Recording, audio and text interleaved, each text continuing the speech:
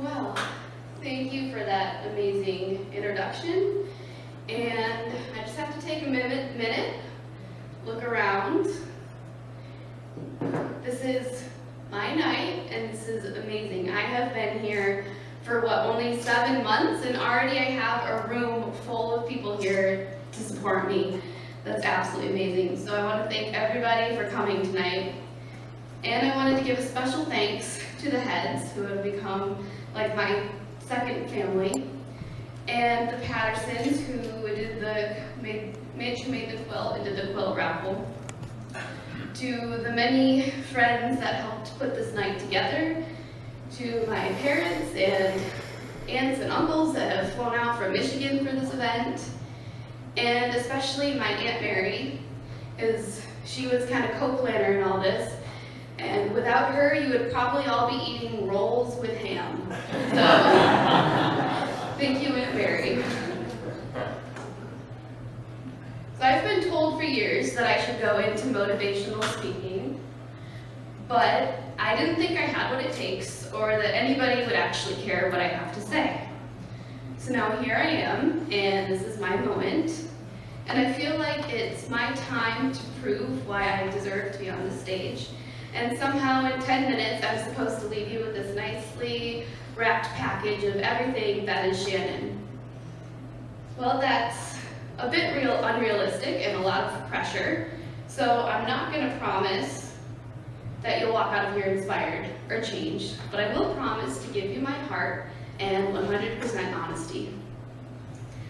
I'm also not going to tell you that I have all the answers, because I don't.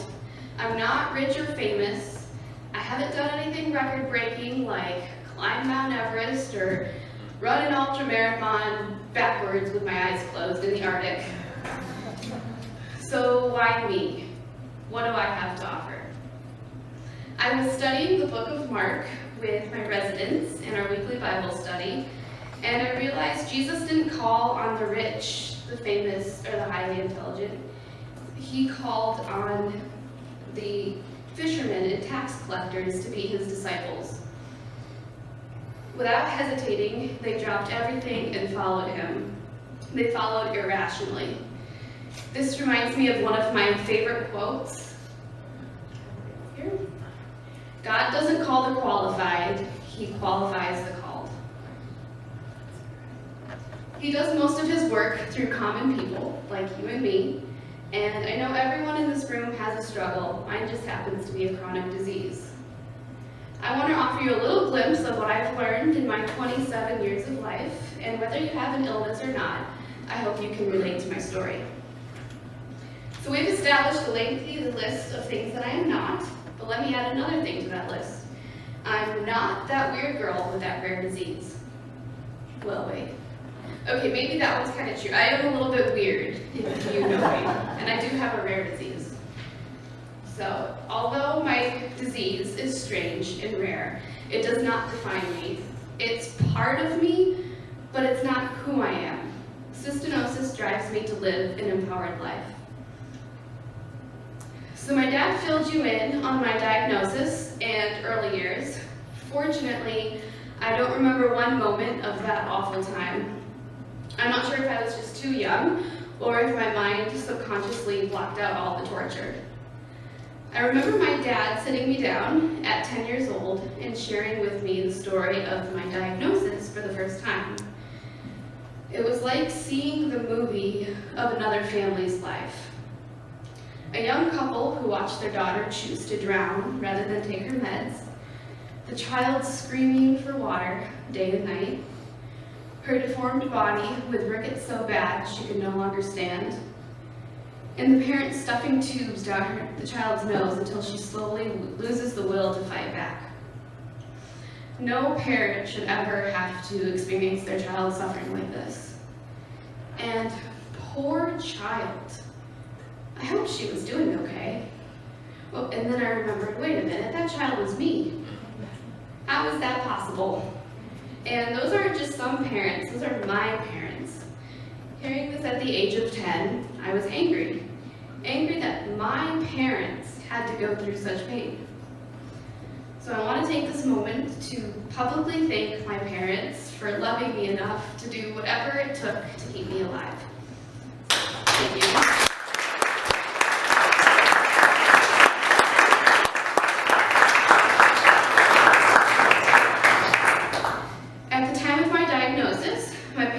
G-tube placed in my stomach.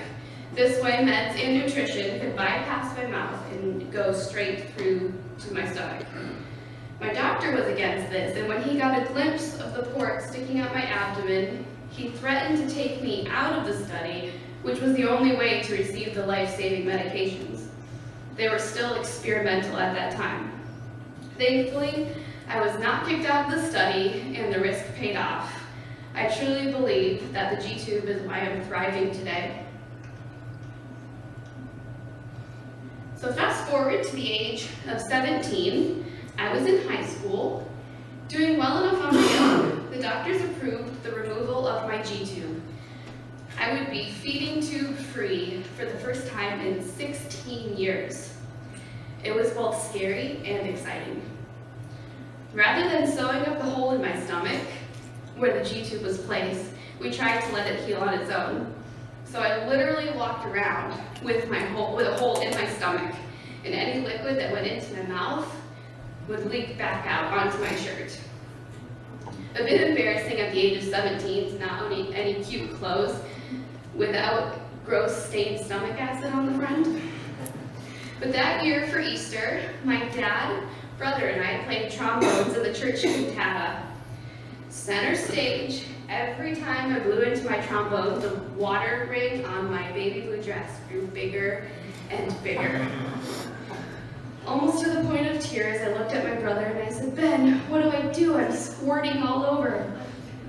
Without hesitating, he replied, "Cool, see if you can hit the grand piano." So barely able to contain our laughter, we all continued and everything was okay.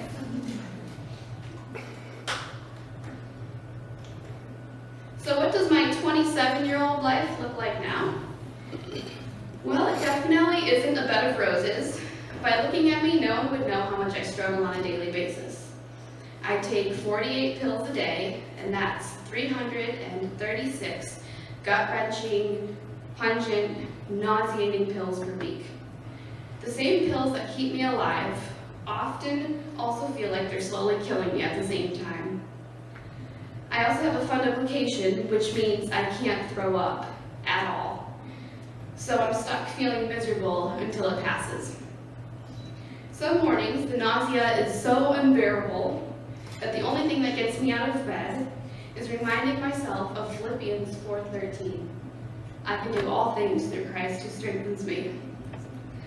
I then muster the strength to sit up, and I hear my dad's voice telling 10-year-old me, both feet on the floor, now one foot in front of the other. In those moments, I put on my best face to get my day started. More than just the side effects, my kidneys are at about 50% functioning, which is actually a miracle in the cystinosis world. Because of the low kidney function, I'm constantly tired, and I catch illnesses quite easily. Ask anyone at my work, I am known to drink out of full-size pitchers with a straw, accumulating at least 5 liters of water a day. I also experience kidney stones every few years, and I never know when or where one is going to hit, like 4 marble-sized kidney stones on a road trip in the middle of Minnesota, for instance. Yeah, that's a story for another time. So up to this point in the speech, I've used the adjectives miserable, gut-wrenching, painful, awful, unhappy, risky, nauseating. As true as all these adjectives are, I dare say that I'm thankful for cystinosis.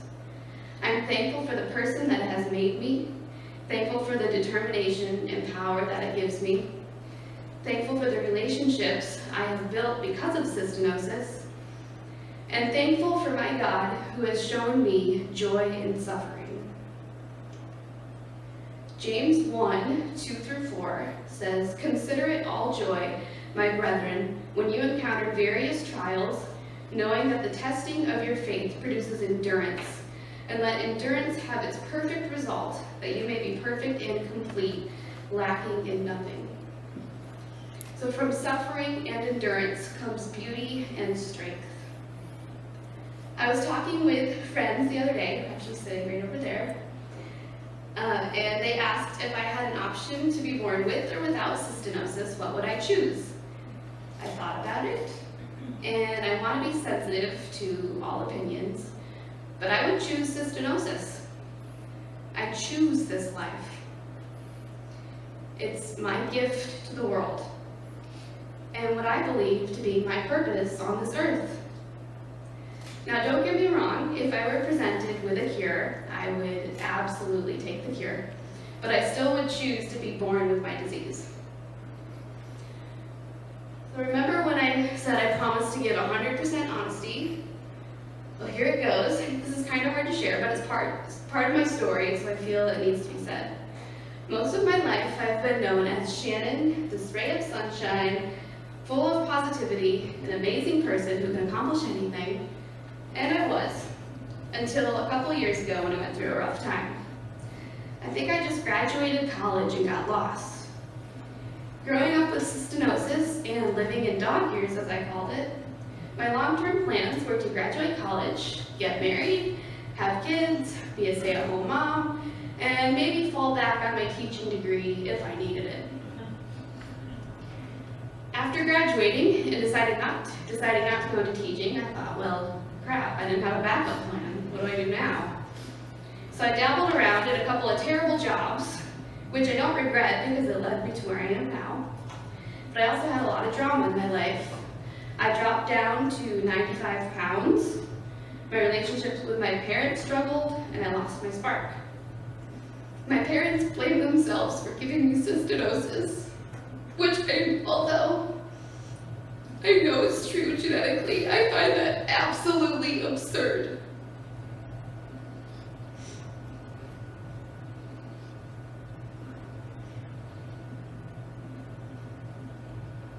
I know I can't fully understand because I'm not a parent, but I used to be upset with them for thinking this way, because I'm the one living with this disease and I'm okay with it.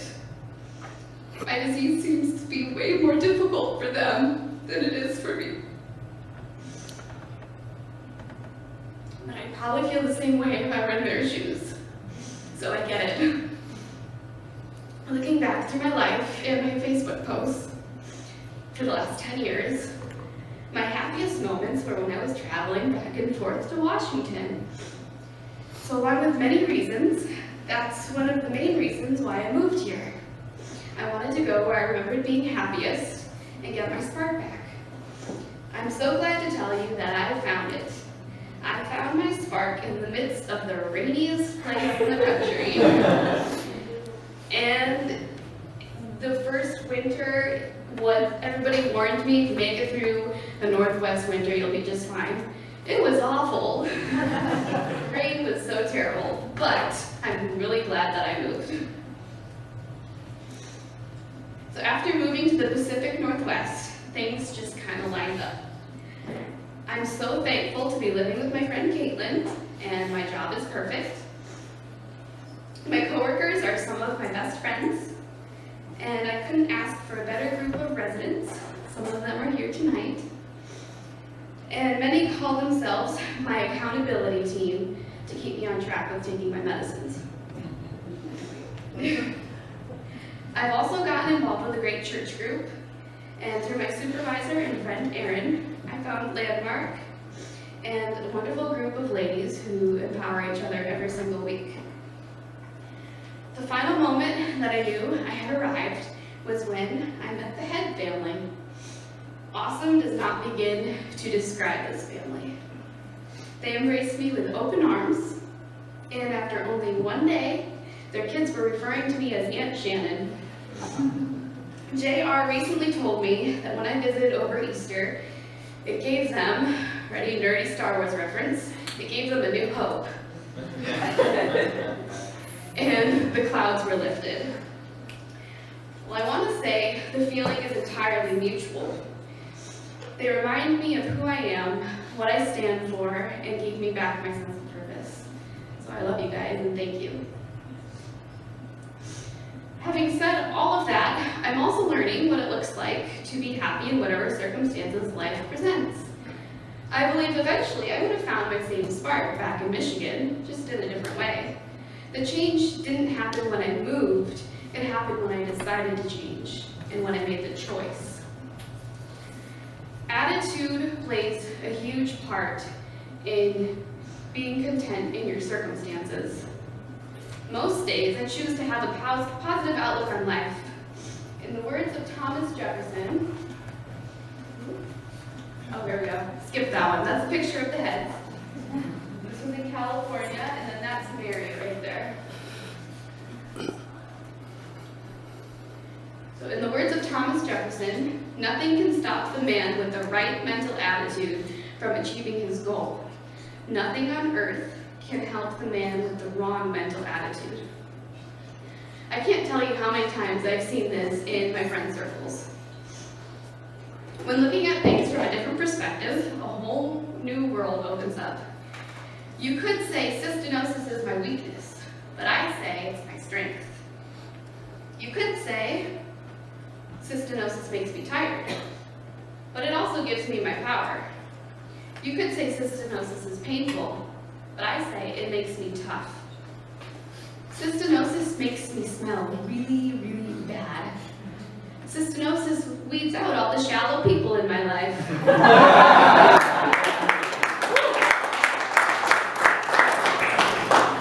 Cystinosis is doctor's appointments and hospital visits. But cystinosis means skipping a day of school and shopping after my appointments with my mom and my best friend. Cystinosis is 50 pills a day. Yeah, I got nothing on the silver lining for that one, that just sucks. But cystinosis is hope for a better treatment and a cure. It has also shaped my genuine love and compassion for others. Not gonna lie, this winter was probably the worst 4 months I've had health-wise since I was young. I had to relearn what it looks like to find a balance between expecting myself to be superwoman and taking time for self-care. I often push myself too hard, but I realize you can't fill someone else's bucket when your own is empty. After taking the necessary time for a little TLC, I was able to make a comeback, and I'm proud to say that I even received Employee of the Month for the month of March. Woo!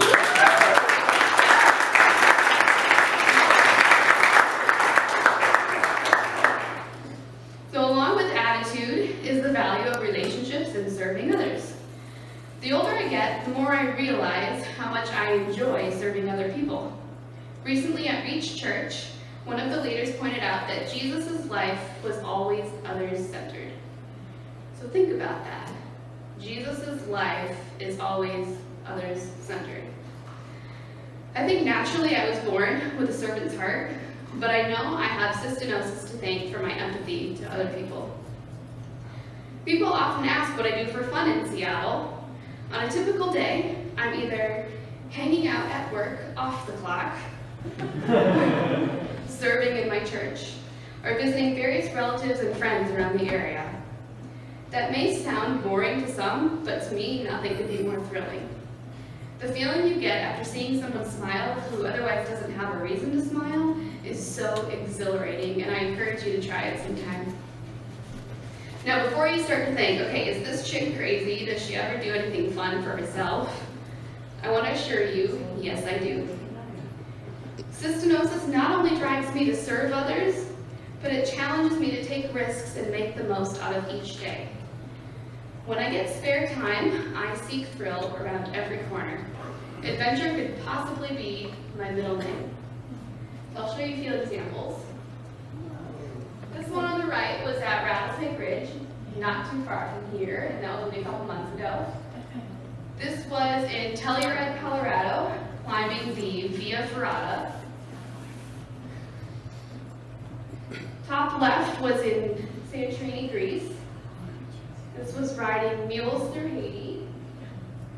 Then, of course, the Eiffel Tower in Paris. Leaning Tower of Pisa, which I'm not sure how it's standing still right now without me holding it up. This was a dream come true, this bottom picture right here. It was the actual pavilion from 16 going to 17 in The Sound of Music. I traveled to Austria and saw where The Sound of Music was filmed. And my parents came with me, and I believe we all cried. It was pretty great. This is another one in Greece. And this all was pretty much in my backyard in Michigan. We have jumping off the cliff in the Upper Peninsula. My deer that I shot with my dad by my side. And then kayaking by pictured rocks.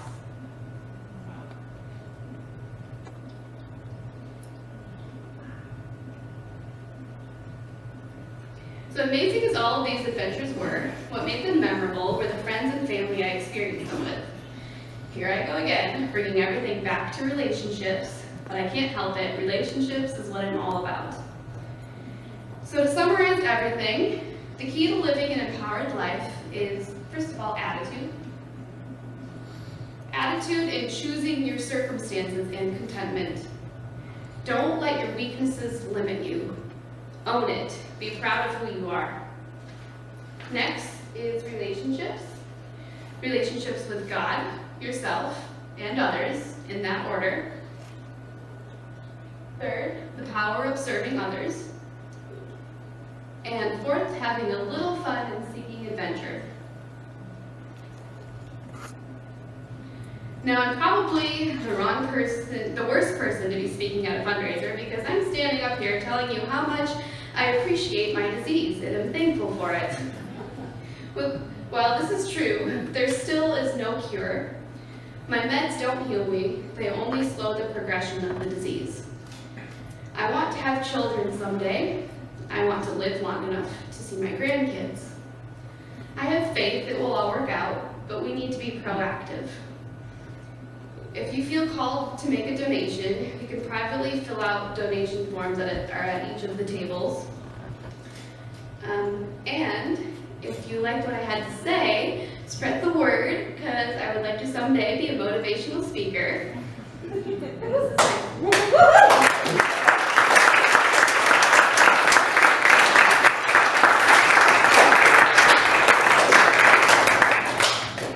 And finally, just thanks again for coming out and spending the night with me.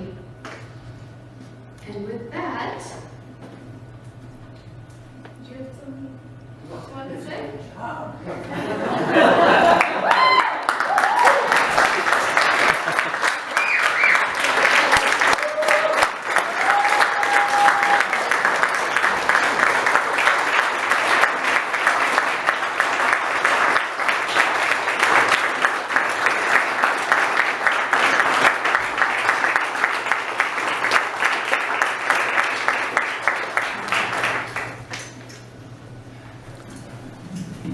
I'm spent.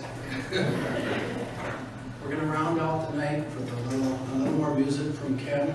Let's just enjoy the rest of this evening. Ken, there you are.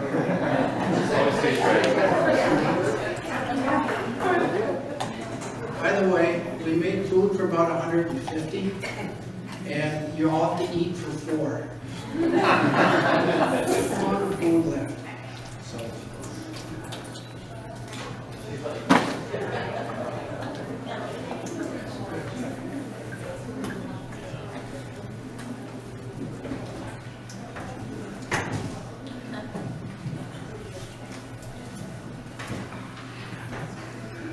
I won't be able to get it.